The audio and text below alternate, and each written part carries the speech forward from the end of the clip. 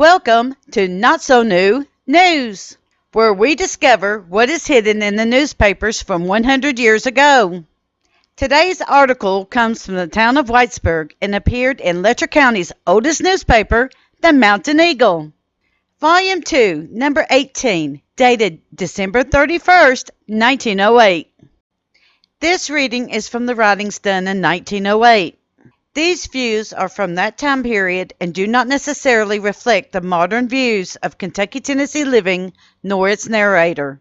However, we feel that all historical documents must be preserved for the future and strive not to change one word of the reading. However, if we feel that the readings are too controversial in political or religious standing, we will either silently put the article up for viewing or will direct everyone to where it can be found online. Thank you for your understanding. All advertisements are read from the Mountain Eagle in the year it was printed. Kentucky Tennessee Living does not endorse any product that is listed in the pages. However, for historical purposes, they are read and kept intact. A week's happenings. Here is where you find the latest news and miscellany of the mountains. Oh, write it, 1909.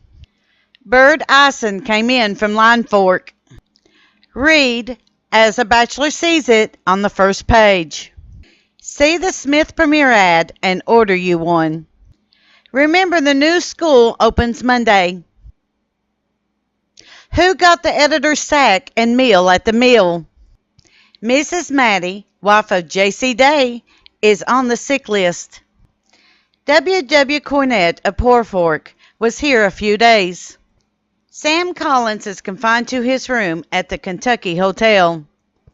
Some whole-souled person had my shoes half soled. Thanks. Enoch Frazier and W.K. Kilborn spent Christmas on Line Fork. Monroe Frazier is now located on a good claim at Los Tanos, New Mexico. Many excellent articles already on hand will appear as fast as space permits. The Eagle is printed to read and not to be thrown around or pasted on a wall. Williamsburg, Kentucky Institute offers fine opportunities. See ad and send for catalog. He'll show you the bills and figure the cost, then sell you the goods if all is lost. Will John A. Webb. Ex-County Court Clerk John W. Collins, now of Portland, Tennessee, arrived here on a visit to his father and other friends. John is a real farmer now and doing nicely in his new home.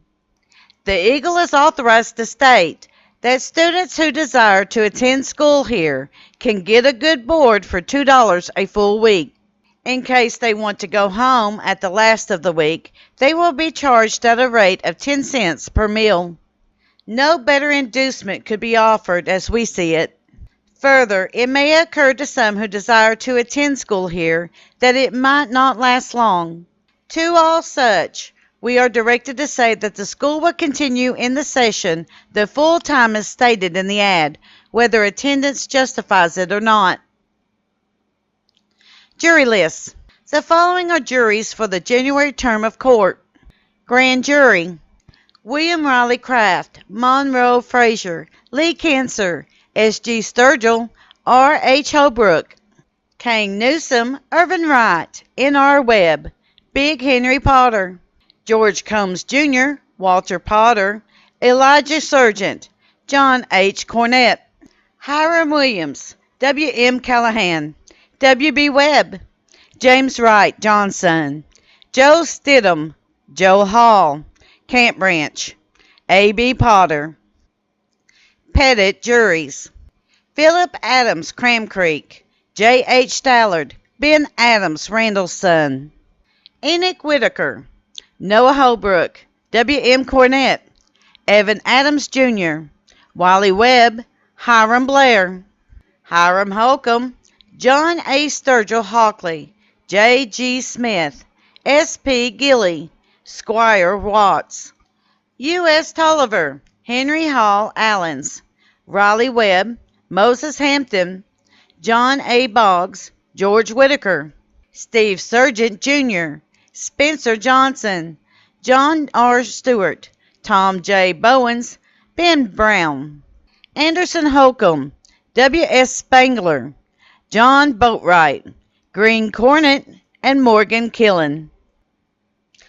Our excellent assistant PM, John M. Adams, leaves next Saturday for Louisville to take a course in a business college. May good health and success, which he deserves, go and return with him. The big trade which Lewis Brothers had during the holidays is the talk of the town and county. A blind man knows why. It was on account of advertising. They know it, and so do other wide-awake people. Won't our businessmen get together and organize a commercial club, the purpose of which would be to save what money we have at home? Think about it, gentlemen. The first of the year is here, a good time to begin. If inducements were offered, how would our farmers like to begin raising tobacco? By so doing, we can save thousands of dollars that are spent for tobacco, besides bringing to the county much money that would not otherwise come. E. L. Baker is candidate for clerk of the Letcher Circuit Court. Mr. Baker is the son of Judge S. E. Baker of this place, is intellectual, moral, and well qualified to fill the position he asks at the hands of the voters.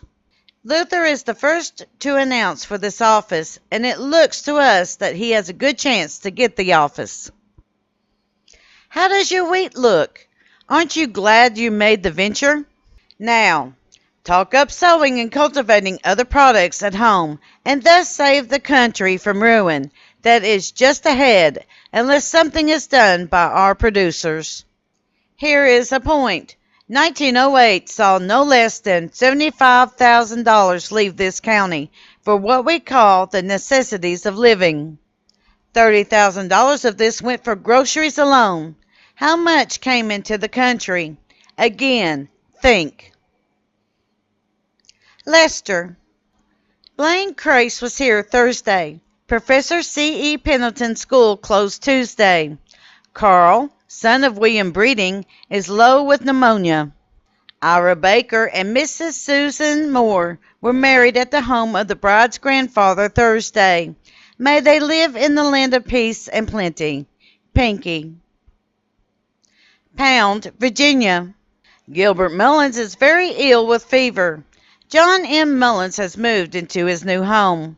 The Christmas tree at the Pound was a success. J. B. Boggs of Colden, West Virginia, is here visiting.